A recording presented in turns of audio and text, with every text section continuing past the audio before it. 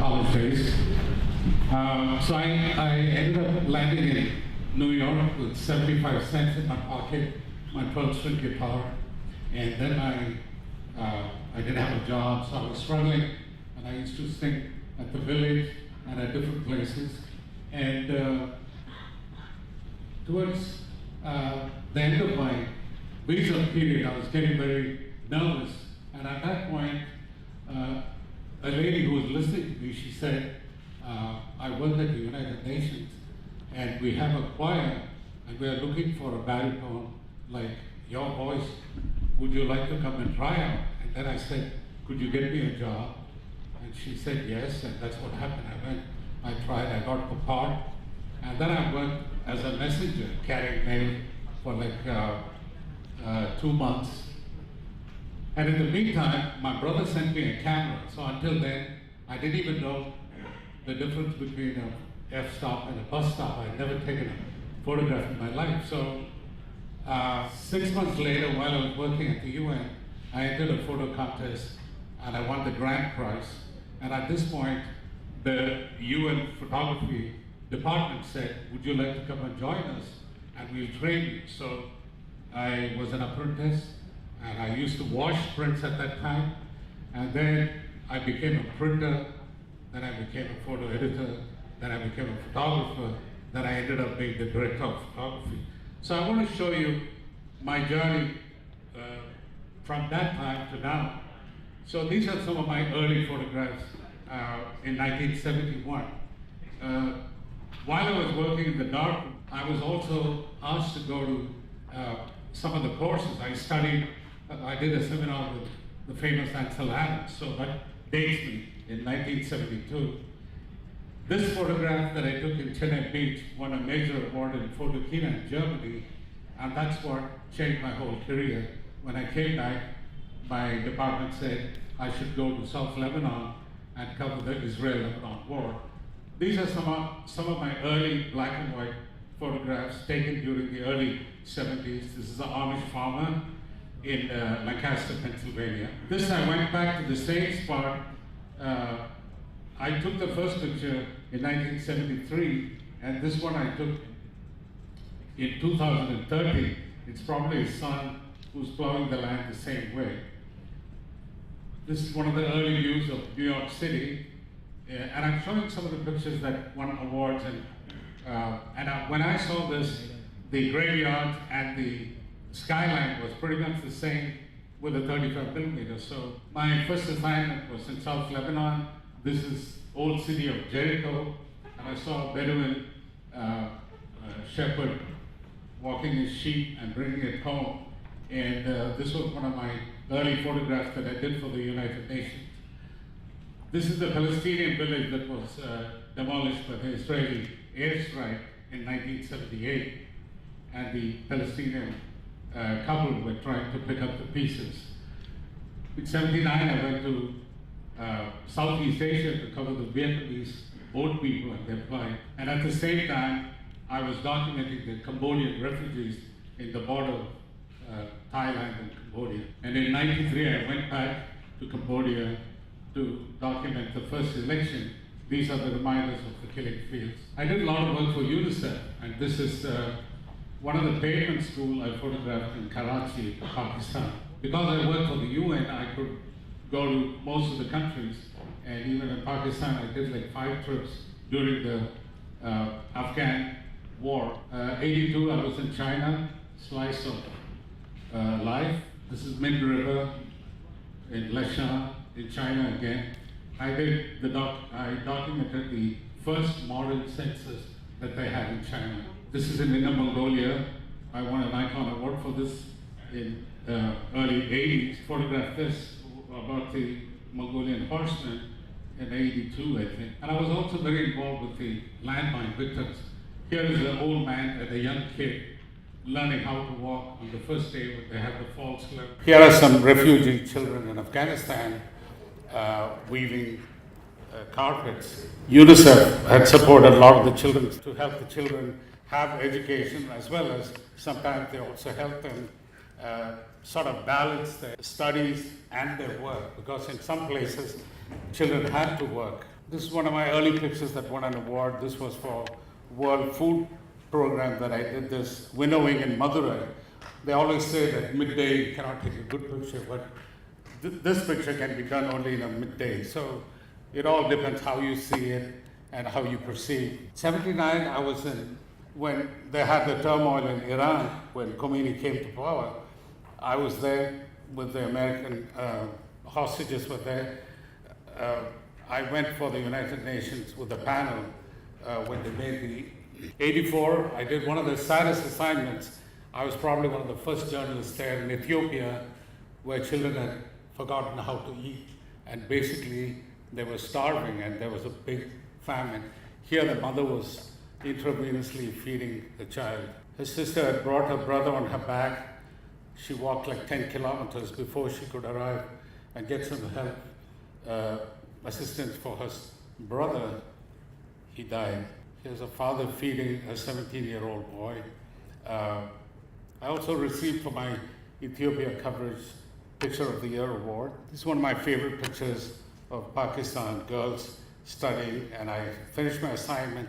I was about to leave and I saw these kids doing their homework together. I spent some time with Mother Teresa for her cause, and she also came to the UN for like 2 trips she made, and on one trip I accompanied her. I spent some time with her. This is Audrey Hepburn. I don't know, a lot of young people won't know her, but she showed, I worked with her on her UNICEF assignment as an ambassador. It's my favorite photo because she chose this as her all-time favorite photograph of herself. And when they wanted to run the picture, they asked me whether they could airbrush her wrinkles and her popping vein.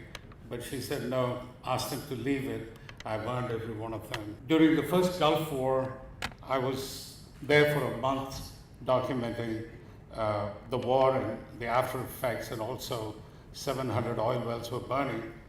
And they actually dropped me where the oil wells were burning, and I went and documented several points where here you see the Allied soldiers inspecting a destroyed Iraqi tank.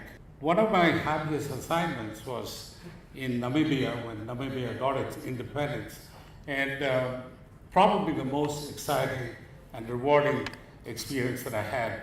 I saw at midnight the South African flag come down, and then the Namibian flag went up. So the next day I went to a school and the children were showing their new flag. These are the Himba tribe in Namibia. And even in those days, I was interested in nature, landscape. So I did a lot of photographs of the sand dunes in Seuss's Flay. And eventually, the next year, 6 of my photographs were chosen to be the postage stamp for commemorating the Namibian independence. So, thank you. During the Iran war, as well as the Kuwait war, I had to travel from both sides. Because I worked for the UN, my job was to be a neutral reporter. And here's what Saddam did to the Kurdish people in Suleimania and Erbil. They set up landmines in the high schools, and the kids, when they went to play, they got hit by the landmines. And I also covered the Bosnian War. For 2 years, I did like 5 trips. And this is in Sarajevo, in Kosovo. A little Muslim boy, Serbian soldier, threw a Molotov cocktail and practically burnt this boy. But it's a special picture for me because 6 months later, I did a story for UNICEF about this boy, and the French government saw the story and they sent for this boy to come to Paris, and they did a full skin graft for him, and he wrote a beautiful letter for me. In 1994, after I did one of my assignments, the last assignment in Bosnia, they asked me to go to Rwanda, and where the 2 tribes were fighting, and document this for UN and for UNICEF. And these are children who had lost their parents. They're called unaccompanied children. And I spent some time with them and also saw the devastation where people were killed, hacked to death in truckloads. They were taking the bodies. When I came back and filed my story, I had a massive nervous breakdown. I came this close to killing myself. So I'm not very proud of it. The UN gave me 6 months leave to recuperate, and I'd given up my photography. And while I was going to a shrink like every 3 days, and one day I was looking at my backyard, neighbor's backyard. I saw this beautiful sunflower and the swallowtail butterfly, and I took my camera, loaded my first roll of film after that, and I shot 36 frames. I went to work the next day, and I'm so grateful for this because I won't be here. So after I left the UN, I got a call, and a strange call, and the voice said, "Hi, is this John?" And I said, "Yeah, who's this?" "This is Michael." I said, "Michael who?" "Michael Jackson." I said, "Get out of here." And I hung up the phone. And about half an hour later, his manager called and he said, "Are you John?" I said, "Have you heard of Michael Jackson?" And I said, "Yeah." "He wants to meet you. He wants you to sign the poster you did for UNICEF." And so anyway, to make a long story short, he asked me to travel with him for his history tour. And I did 100 concerts with him. I traveled in his private jet. And but I didn't know that I had to wear a earplug when I was on stage with him. So after 15 years, I lost my hearing. So today, I have a major problem with my hearing. So anyway, I did the 100 concerts with him. And then I did, while I was recovering, I did 5 books for children. There's a book about me as a photojournalist, and it's all about children who are less fortunate in different parts of the world. This picture won the photograph of the year. It's a Moroccan horseman. It's a festival thing that they were doing, but it's a sport. But I thought that it was so interesting, almost like from another time. And this is in Morocco, in Tetuan, the Blue Walls. Probably my first assignment in digital photography. Olympus asked me to sign a contract with them, and I was with them for almost 20 years. About 15 years. This is one of the first advertisements I did for them with a 4-megapixel camera. It's actually a minor in Virginia. And then I was assigned to go to Africa. We did a book called A Day in the Life of Africa. 100 photographers went to 50 different countries of Africa, and we all photographed one day, and we pulled all the pictures, and they did a book. And this is one of the pictures from there. This is Holi in Baldev, near Agra. A few years ago, for the Mahakumbh, I went to Allahabad, and this is from that. I also went to Haridwar on the previous Kumbh. I don't know what he's doing here, but anyway, it was interesting.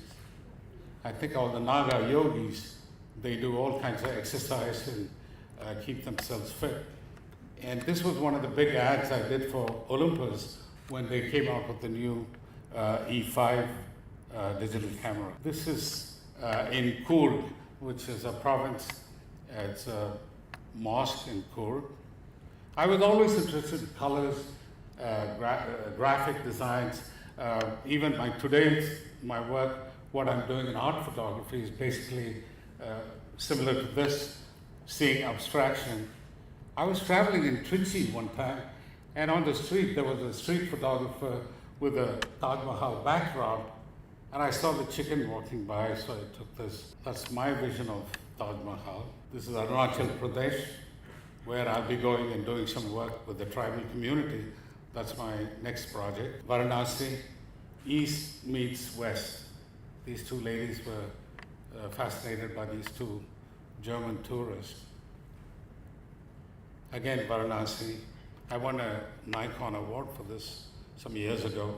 Varanasi is probably one of my favorite places to go and photograph. 4 years ago, I did a book on Kashmir called The Veil of Kashmir, probably my best work. And this is from my houseboat, early morning.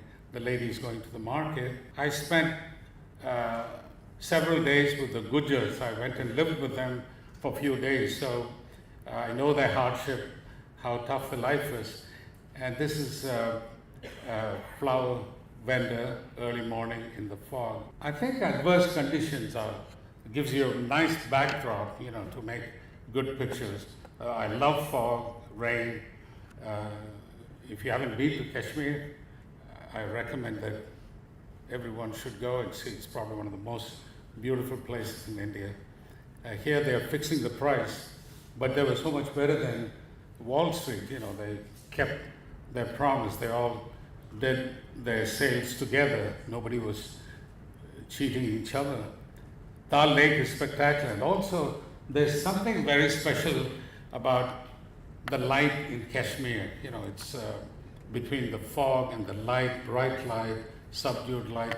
If you haven't experienced it, you should go. I made 18 trips flying from New York to Kashmir, and it sort of opened up so many different channels in my head, because I was looking to make this kind of images, because I studied watercolor painting when I was young, studying in Chennai. I went to the Madras School of Arts at night and I did watercolor painting, but I'm actually a frustrated artist, so in some ways I'm able to experiment that in my photography.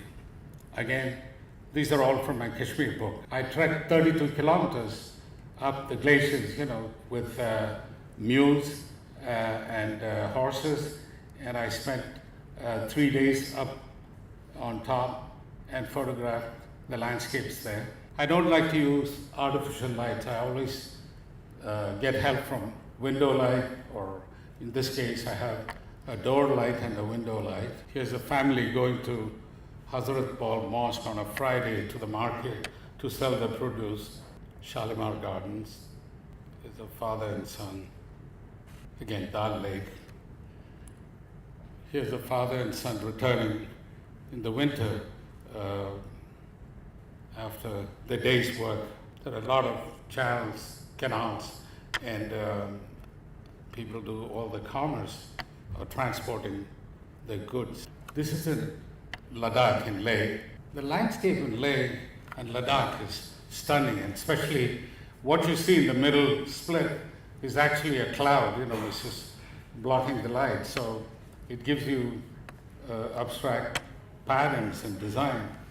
This is in Bhutan, the flags. It's a single image, but I like to make abstract images, like shooting through something. Here, it's through a prayer flag and other flags in the back. This is one of my best-selling abstract prints. I make big prints. I just got myself a Epson 44-inch printer, and I have a little studio not too far from where I live in New York. This is Grand Central Station. I was experimenting. All I did was zoomed in and out, and you get still a sharp image, but you see the movement better. This is in Tuscany, in Italy. This is in Los Angeles, Venice Beach. This is in my backyard in New York. Last year we had a very heavy snowfall, and I saw this and I was driving home and I said, wow, this will make a nice photograph with maybe 150 millimeter focal length. So I asked my wife, will you come and then and pose for me, because I wanted to get a red umbrella, something like that, a striking image. So I did this.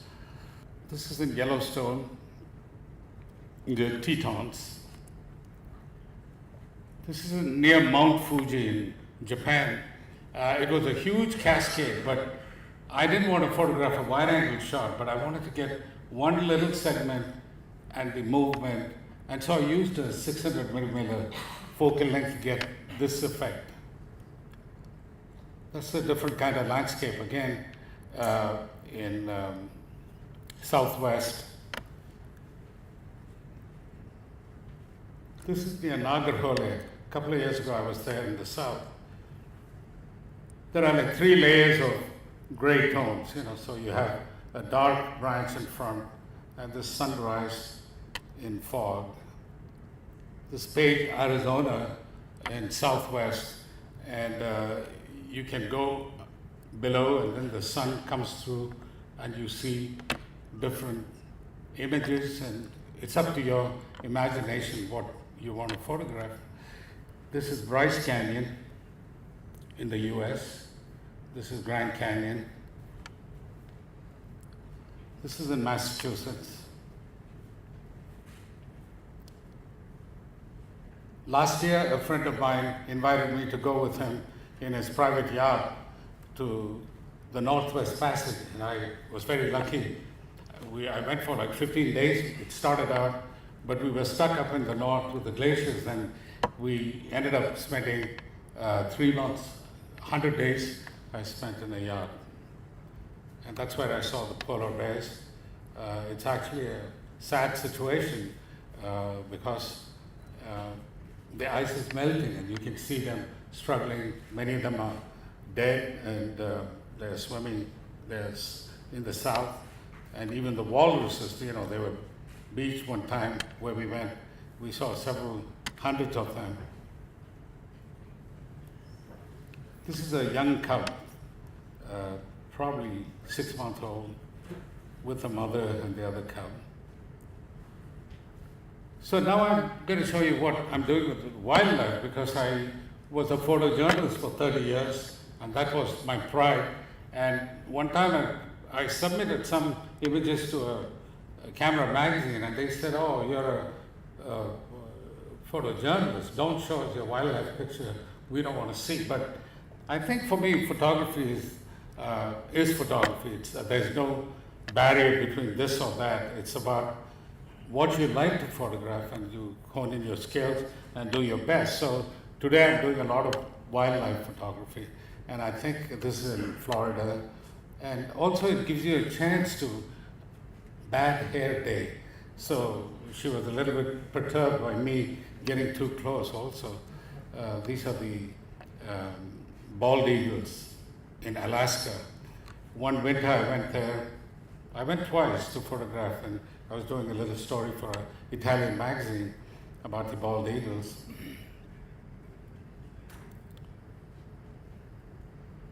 I climbed the tree to get parallel with the flight pattern where they were coming in, to get this angle photo. Their wingspan is like more than 8 feet. This is peacock and bandhavgar. At one point when they do the dance, the light will reflect on the iridescent feathers, and that's when you should catch, when all the eyes will be bright and you get a real bright pattern. I went to Hokkaido in Japan. These were almost extinct, and now it's a very successful breeding program that they did, and now they have more than 1,000 the red-crested cranes. At one point, they had only 10 of them left. And this is their song, when they do the mating dance. They're almost like ballerinas. This is in Ranthambore, the great blue heron. This is the sandhill crane in flight. And that's the dance of the sandhill cranes. I went when the moon was setting the next day. It's a full moon. I saw that in the newspaper, in the internet, that the sun was rising about the same time the moon was setting, so the birds were lit.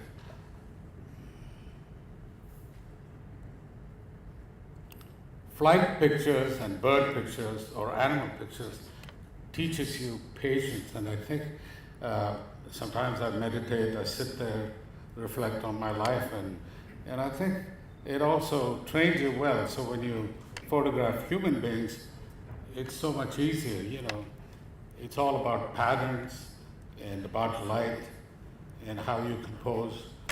And I think composition is probably one of the most important things in photography, along with whatever you have. But I think if it's well composed, here the only living thing is the the dark, the rest is reflection. So you look for the patterns.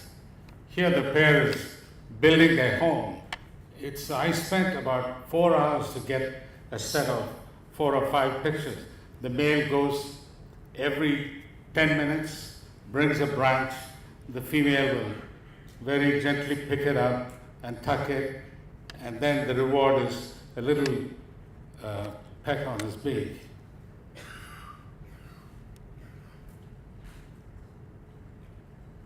This is in my friend's home.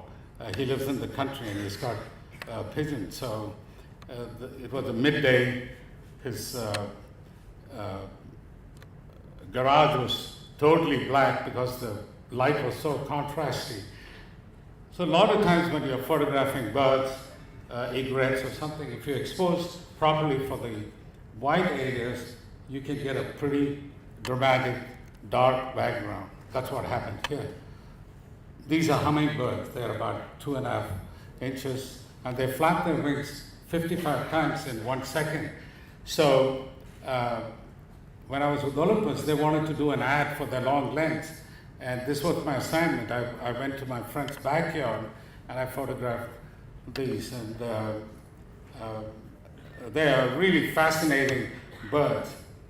So tiny, they are no bigger than a moth. This is in Dal Lake, a mother feeding the chick. The mother is the one at the bottom. This is in Namibia, the Idras, because of the patterns, it sort of makes you dizzy. And then if you can compose and make pictures that look something like this, or isolate them, here's a mother and a calf.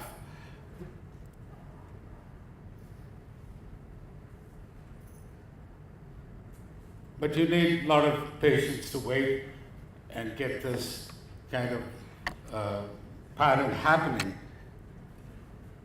They are fighting for territory. Again, 2 males for the water hole they're fighting.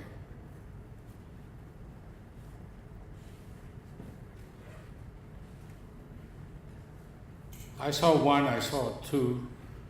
Then when the 3rd one came, I said, oh, maybe that's great.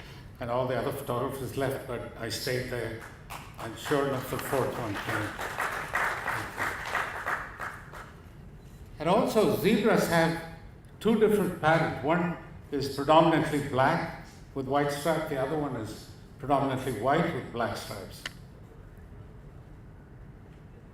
This is in Greenland when I went to the Northwest Passage. I like the design, the flat perspective and the colors. Also, it's the juxtaposition, how I shot the foreground with a wide lens, and then I saw another horse. This is an Icelandic horses. They're really beautiful. It was walking by, so I moved in such a way that I got this perspective. Always look around, and I think that's what the key to being a photographer. You know, you don't have to go and have a degree in photography. It's an observation, and then you experiment. This I did just recently in Amish, Pennsylvania, very similar like the other one, and I had this in mind, and I saw this and the 2 horses. So sometimes you can repeat, and this is how you get your own style and your own way of documenting. And I went to Alaska to photograph the grizzlies. It was probably the scariest assignment I did. And actually, my friend and I, we were confronted with 2 bears, and he was much younger than me. And so my wife thought that in case something happens, this young Italian guy is going to save me. But he wanted to take off and run. And they told us, don't ever think of running because they'll come and grab you because they can run 40 miles an hour, you know. So I told him, don't try to run, I'll punch you. So he told me, John, you're 67 years old, I'm only 32, and I have a chance. So anyway, he didn't run. So I spent about 8 days. We camped. We had like electrical wire around us, and that was a good experience, and I'm not going to go with him again, So here they fish. When the salmon come upstream to spawn, they stand there and they're absolutely fantastic fishermen. They can they see the fish trying to jump, and then they can figure out and they grab them. This is also in Namibia. He was defying the elephant. One winter I spent 10 days in Yellowstone. It was 45 below zero, and this is one of my favorite pictures from there. It's a mother and a baby in Florida. This is Masai Mara. Look at it carefully, because the right extreme, you would think that head and that body is connected. It's not. The second head, his body is long, it's back there. The third one, his body is reversed. Because of the spots, it creates a illusion, it's a optical illusion. So sometimes you have to look for things like that, which makes your picture more interesting. He's clipping 65 miles an hour. But of course, I missed a lot of shots. This is one good shot I'm showing you. Namibia has some beautiful wildlife spots, especially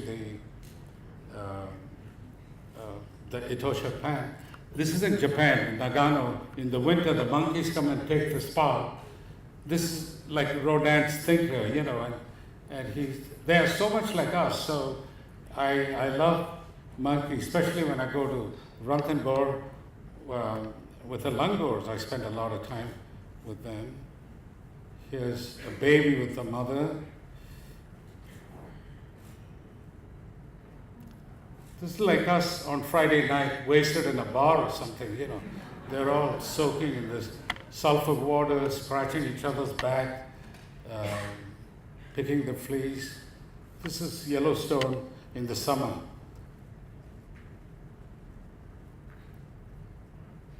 There's the wise man of Ranthambore. Micromanager. I had a boss at the UN like this. He wanted to know every detail. This is a langur, male, alpha male, was challenging me. My driver left me, he wanted to take a leak, and the next thing, they just surrounded me, but they didn't do anything. He was just was staring at me. Black bucks.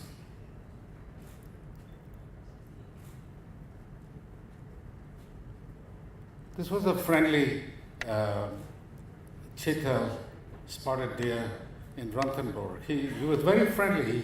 He would come, he wants to rub his horn, and was not vicious or anything, just a friendly guy.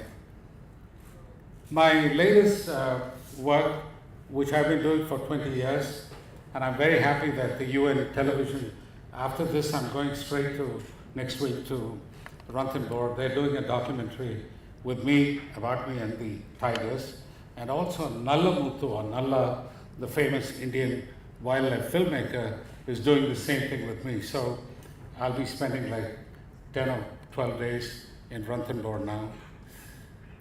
This is last summer.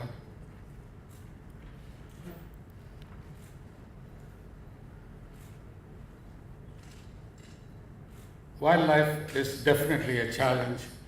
I was looking at Balan's work the other day, and I'm very impressed with what he does.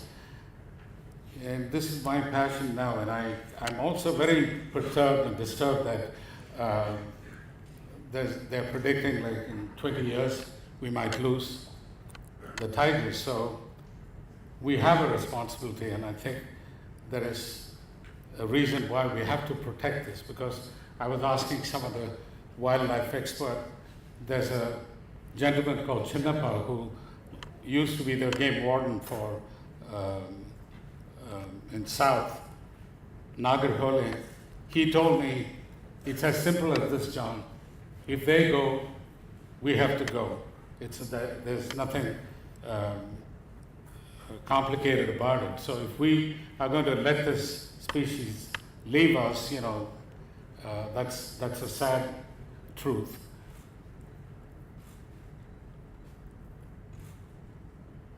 Here's a cub imitating the mother, two brothers.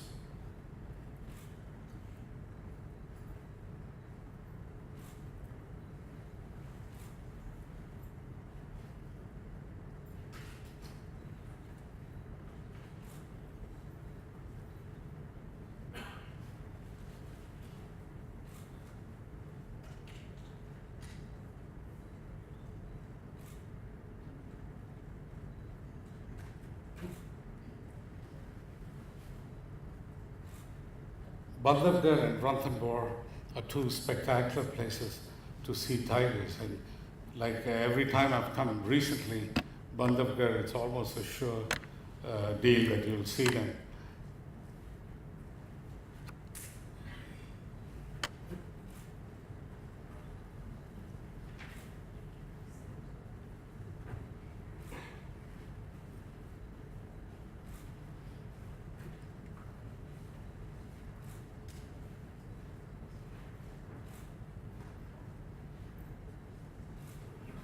These are cubs playing, actually.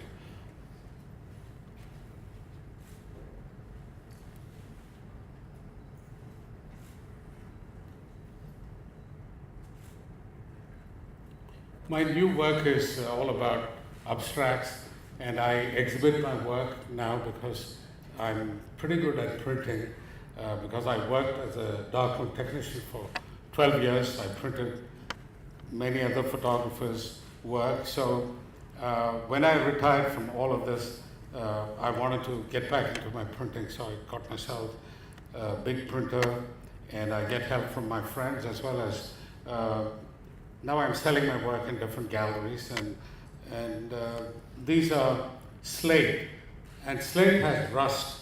So when all you see is actual slate and the rust particles. So then sometimes you see figures in it or different. Here is a reflection in Dal Lake of houses. So this is what is selling for me well, and I make big prints like 40 by 60 or 30 by 40 prints. This is again slate. We call it moonrise. Again, rust, because we always shun away from rust, abandoned buildings, but I want to see beauty in everything, so this is the kind of work that I'm doing in my recent years. So I want to share this with you. These are trees. It's in botanical garden. There are actually 4 trees here, and I shot with a very long lens, almost a 600 millimeter focal length, so they're sort of compressed, and you have this design in a bright day. This is a reflection of fall leaves, not too far from where I live. And I want to leave you with a Sanskrit proverb that my mother taught me when I was 18 years old. She said, "Why today is the most important day. Look to this day, for it is life, the very life of life. In its brief course lie all the realities and principles of existence, the bliss of growth, the splendor of action, the power of glory. Yesterday was just a dream, and tomorrow is only a vision. But today, well lived, makes every yesterday a dream of happiness, and every tomorrow a vision of hope. Look well, therefore, to this day." Thank you.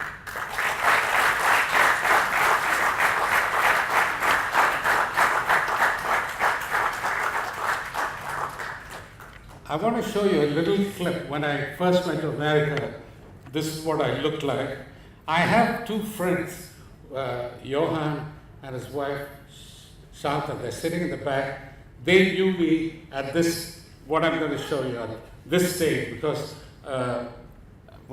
this show I was in on CBS was about 45 years ago. And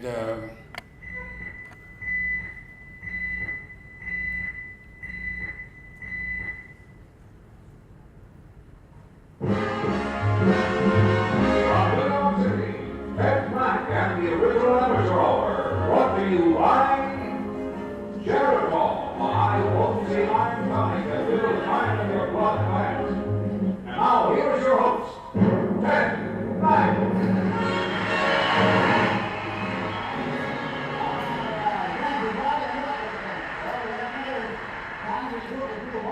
We're very happy to get out of the summer sunshine and appear in the amateur hour spotlight. You'll be meeting them as soon as I spin the wheel of fortune for the 1,647th time. Round and round she goes, and where she stops, nobody knows. Now I'd like to meet a young man who comes all the way from India. At present, he's working at the United Nations. His name is John Isaac. Mr. Isaac, welcome to the amateur hour.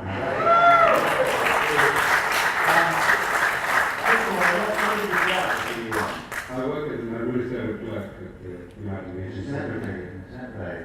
Were you educated here or in India? No, I went to school in India.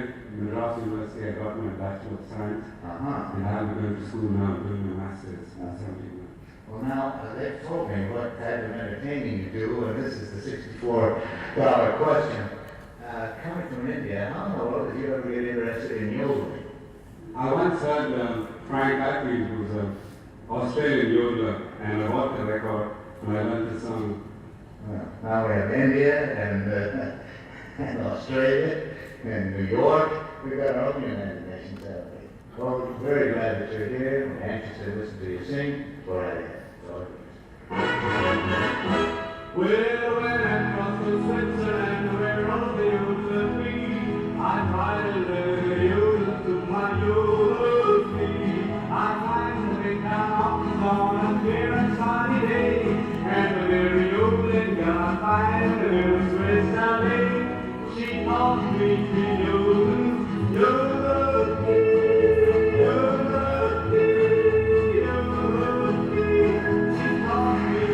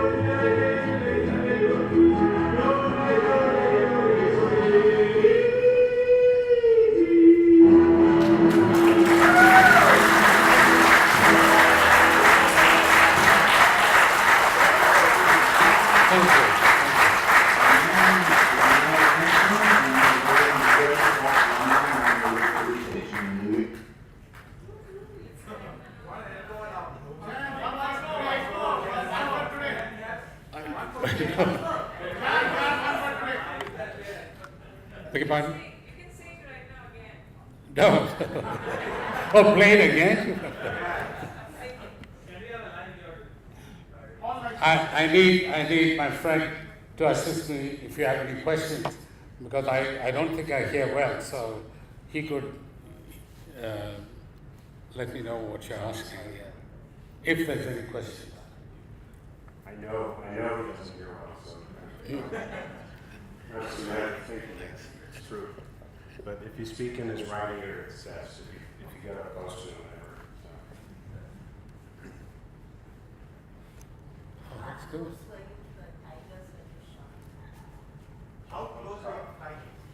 How close were you to the tigers when you shot him? How many feet? How many yards? Oh yeah, actually, I have a long lens. I have a 600 millimeter lens, but a lot of times they will come right up to the jeep. Sometimes they'll come, especially the Machli, who's now almost 17 years old, and I had followed her for the last maybe 15 years. I've been photographing her. She's very friendly with people. She would come up right up to you, and one time she sprayed on me and the driver, and it took like 3 days to wash the clothes. That's how they do the marking. But a lot of times we stay far back, and nobody's allowed to get down from the jeep. So, and Bandhavgarh and a few other places, they used to have elephants, so you go on elephant back. But now I think they banned that. So it's not dangerous at all. But it's thrilling when you see that. every time I see a tiger, my heart, beats so much Just faster. to give you an idea though, magnifying power of that 600 millimeter lens, if you like, I don't know if anyone uses binoculars, but like a 14 power binocular, it's really high magnification. So he's 25 to 50 yards away from the tigers that are not, coming close.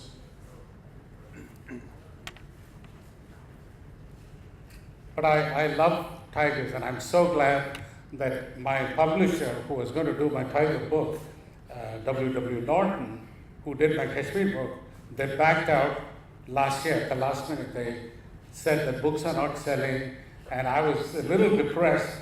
And then now when they told me that they're going to do a documentary with me, with my tigers, so I'm very happy that whatever I was hoping that will happen, but it turned out to be in a different way, so I'm quite happy. And I also do a lot of prints for sale, and I also donate my work for wildlife programs, and this is what I do in the recent years. Do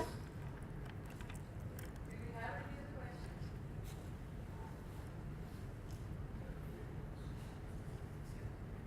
Is there anything you feel you have accomplished that you need to accomplish? He's wondering if there's anything you'd like to accomplish still in photography, if there's something you still need to find and photograph. Yeah, of course, I haven't even scratched the surface. I've been doing this for 45 years. I'm 72 years old now. When I retired from the UN job in 1998, my wife thought I was going to come home, join a club, sit in my easy chair, smoke a cigar, but I'm traveling more than what I used to do with the UN because there's so much more I want to do. I've traveled to more than 130 countries, and I still want to see more. And I don't think for a learning process there's an end. You cannot say, but the end will come, and that's when I leave this journey and go somewhere else. So I want to keep doing it, and I have lots of problems. Like last night I couldn't sleep. I broke my shoulder about 8-9 months ago, and it's like I have shooting pain in my left hand. So my friend Abhishek, who I've been training him for the last 6 years, he lives in Delhi. He came, gave me a massage last night, which was great. But I don't want to. I couldn't sleep either because he snores even worse than me. But I want to tell you something, especially young photographers, because there is no myth in photography. I see yesterday we were reviewing the students we were working with. I was so impressed with a lot of people's work. One of the things people do, they give up too soon. It's right around the corner, what you're looking for. Don't give up. Just keep doing it. It's not the money. A lot of times they say, oh, photographers make this kind of money. No, it's your happiness. My mother, every birthday that I had, because I lost my father when I was very young. My father studied under Tagore, Rabindranath Tagore, Shantiniketan for 6 months. So he died when I was like 14. So my mother raised me. For every birthday, she had a message. After I ate my cake, she'd say, one time she said, happiness is the most important thing in your life. So look for a job that will give you happiness. Maybe that won't be the first job you get. You have to carry a few excess baggage with you in order to get one thing that you like. But if you're smart, let go of the least interesting excess baggage. Eventually, if you have one excess baggage and you're doing what you love to do, it's okay. But if you can become, you have the ultimate thing in your hand, that's bliss. And that's what you should all try for. And it's almost like a rainbow, she told me. You will see it, you cannot catch it, but you have to learn to understand what true happiness is. And that's what I want to insist to all of you. Even if nobody is looking at your picture, just do it for yourself. And I think that's a key point in the so-called success we call. I don't think there is any success or failure. It's a learning path, It's a passage we are walking through. So think about it. And she also told me when I was 18, she said about love. She said, love is the ultimate thing. It's not about love for your wife or your child. Or in general, she said, learn to love like what Tagore said, because Rabindranath Tagore said, may my loving you not be a burden on you, for I freely chose to love you. So you just have to love because you just want to love, you know.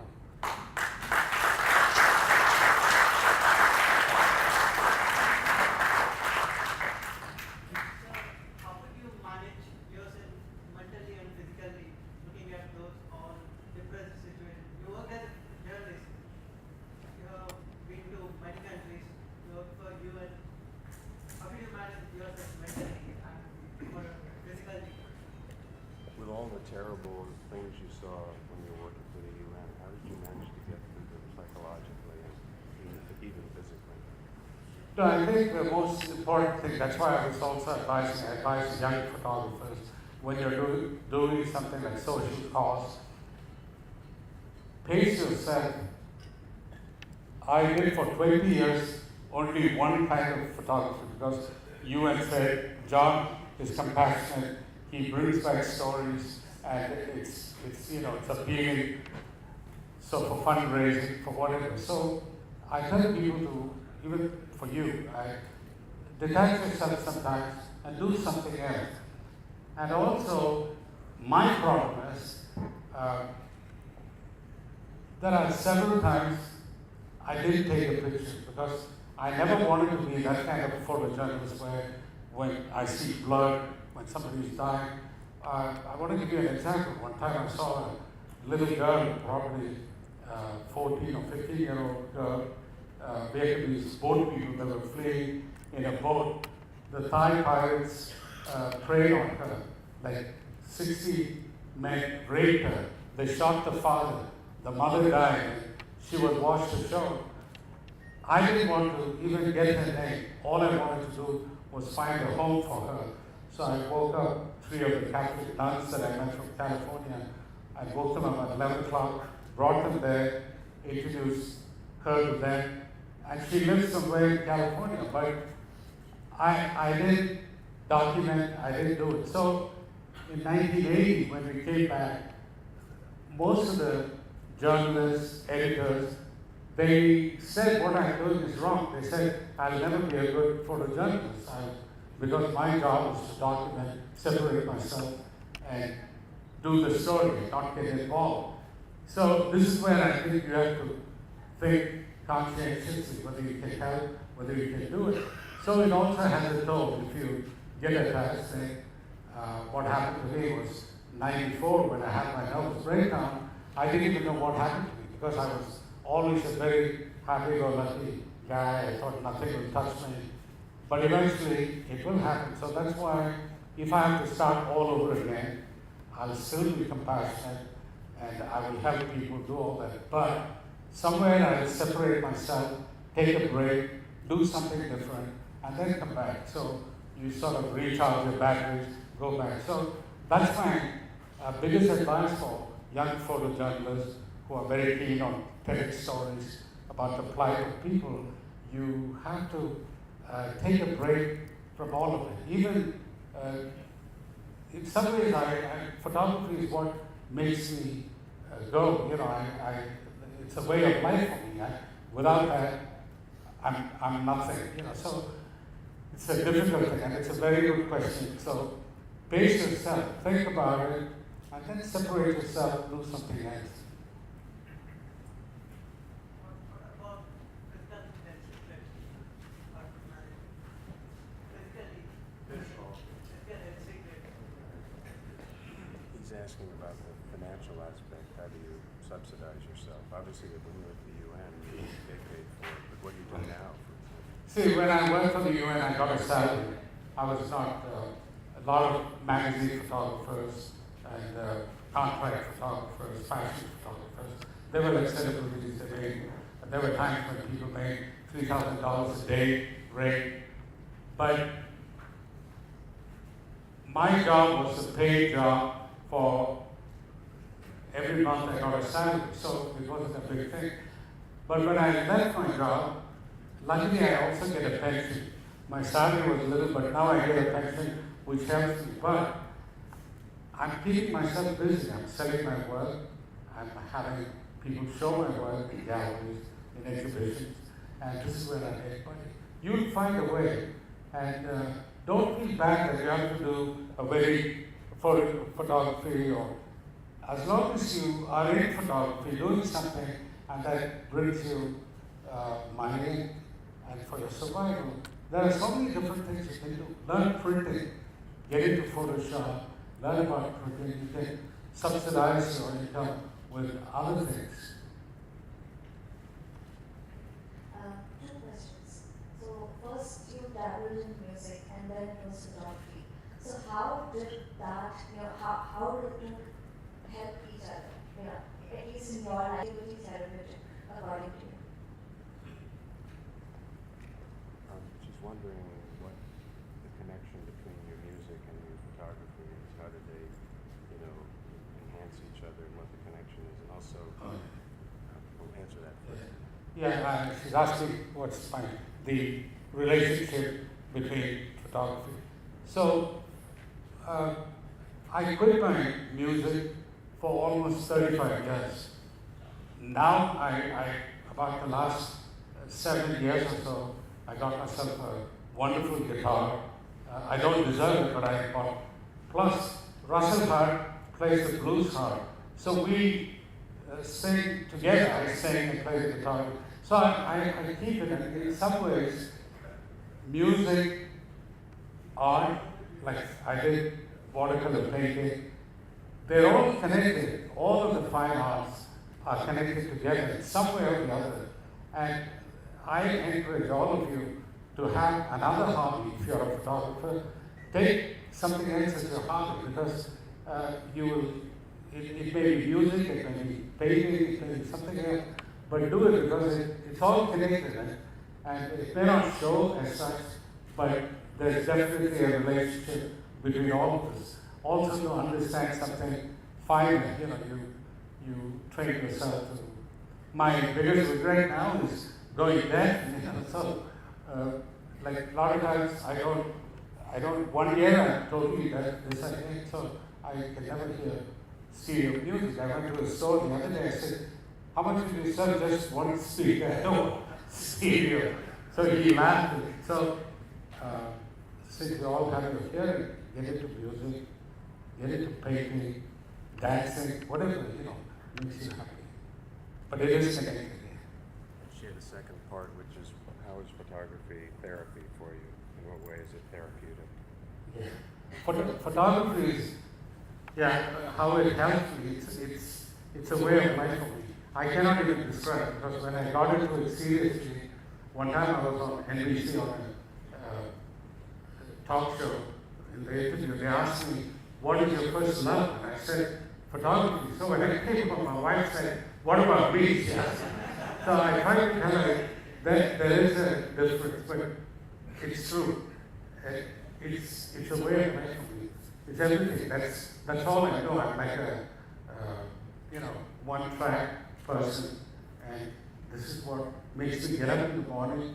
And sometimes, even this morning, I didn't want to get up, but I knew I was going to come and speak to you all. And thank you for listening, and I see your smiling faces. And this is what you're doing.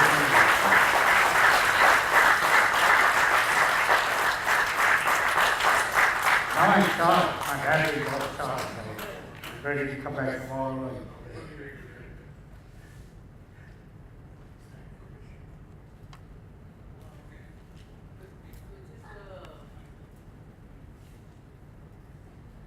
So which is the best camera you have used and you have had on for the longest period of time? The best camera which sir has used and he has had on for the most. He's asking what camera system you prefer, where you came from, say you started with Minolta and all.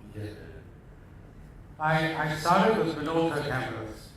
Actually, my first camera was the Pentax. then when I won the first award, they gave me a lifetime file as the first prize. 1970. I didn't know what a lifetime was. So when the guy called me, he thought I was going to be, lifetime. I said, what is a lifetime? So he said, don't you know what a lifetime? I said, no. All I know is pet tags, aside pet tags. So anyway, very long story short. I sold the lifetime because I could not afford to buy lenses for it. At that time, I was a darkroom technician. So I bought 2 Minolta bodies and a couple of lenses at the store on 47th Street. They also gave me some money, so that's how I started. So I stayed with Minolta for 24 years. Then when I left the UN, Olympus approached me, and Minolta went under, and they said, would you like to sign a contract with us? And I did. And actually, they loved my photography, but I don't want to say what the contract was. They gave me a 10-year contract. They paid me very well to stay with them. So I stayed with them until about 2 years ago. And I felt bad that I was just with them and doing this. I also wanted to try a 40 megapixel camera. So I experimented with Pentax with a 40 megapixel back that I had. But I still use only Olympus because it worked very well for me. It's a 4/3 system. The focal lengths are double the focal length. So my 300 2.8, which is this way, is equivalent to 600 2.8, and that's how I get my images. So my K3 book, I work with a 5 megapixel camera, and I did a coffee table book because my technical skills are pretty good because I was trained with people like George Sykes, Ansel Adams, so I understood live printing. So I never wanted anything more. Then Olympus became 8 megapixel, 10.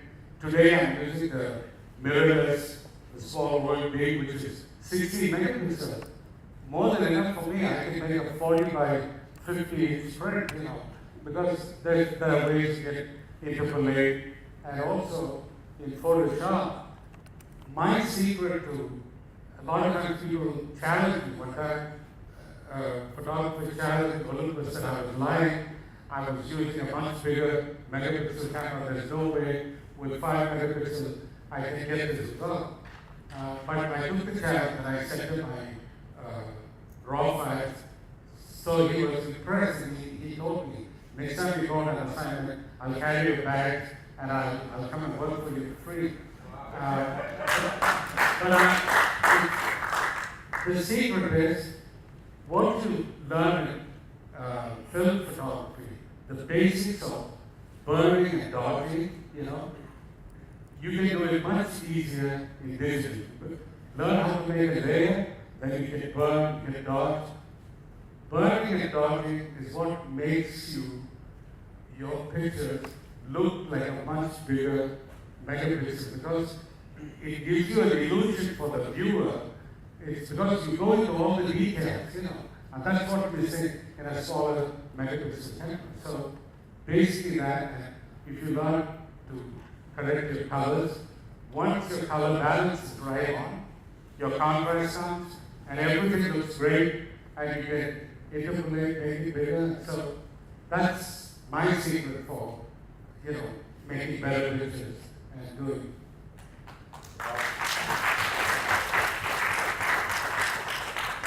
As John said, a lot of so-called full-frame photographers use cameras that have a chip that's the size of 35 millimeter challenge, and because of course the chip in the Olympus camera with the sensor is relatively small, and they can only pack a certain number of pixels into it, and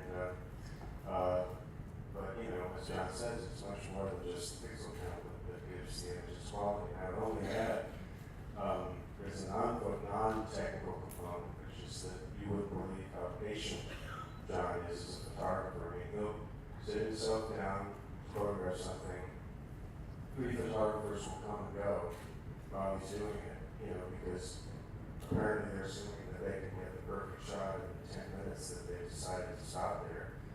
John, meanwhile, is there for hours. The picture of the puffin, I think he showed the puffin picture with the fish hanging out of his mouth. I think he was there for 5 hours waiting for that bird to come back with just the right mouthful of fish. So, I think patience is a kind of an underrated photographic virtue, and could be a non-technical one as well.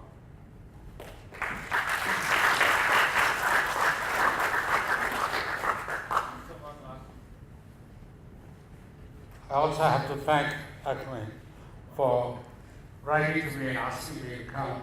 And it was so far away and all of this, but thank you. And all your, the other photographers who are here. One more question. Yeah. So I'm a journalist. You went to war. You went to the war. So how did you plan yourself? You went to a very unknown place. How did you plan for a story? It's a very, you want to country. How did you plan the story? Where to go and how to build up the story? In Iran. In war. How did you plan before you going there? During the war. During the war. In a war. Oh. So when you're going to a new place, a different place, an unknown place, Right. he does not know what's going to happen there. Right. How does he plan for the whole story? The answer is he doesn't plan, actually. He's asking what you do when you're going to a new place. How do you plan ahead? What do you do in preparation? Before, yeah. Normally I don't prepare because I like surprises. And I speak only Tamil and English. So these are the only 2 languages I know. Sometimes the UN will provide an interpreter to go with me or to meet me in a country. But in all areas, you don't have to speak anything because you're touching bullets and you're trying to stay alive. Because I lost some of my friends while they were on assignment. So that part is okay. But a lot of times, your smile is the most important. When you smile, even if you don't speak the language, they know whether you're friendly or you're a grouch. So many places I've been, I never spoke. One time I traveled with the Tuaregs in Africa from Mauritania to Mali on the camel back without anybody interpreting anything to me. But I managed the whole trip. In 1981, I came to near Hyderabad to do a major story on the Banjara. So I lived with them in the little tanda. I don't even speak Hindi, so I just smiled and every morning they gave some chapati, and then I went with my son. Then I got very sick, I got food poisoning, and I came to Hyderabad to the hospital. I think my friends know at that time they were here. But I think a lot of times you can just smile, or even if you ask somebody, how many children do you have? So they open their homes, this is as simple as that.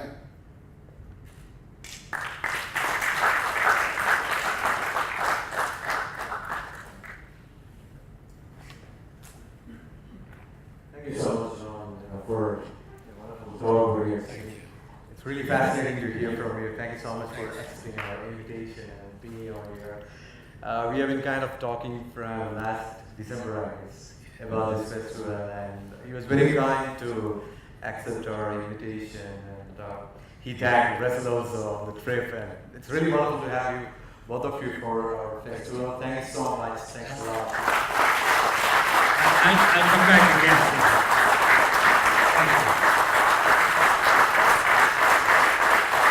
Thank you.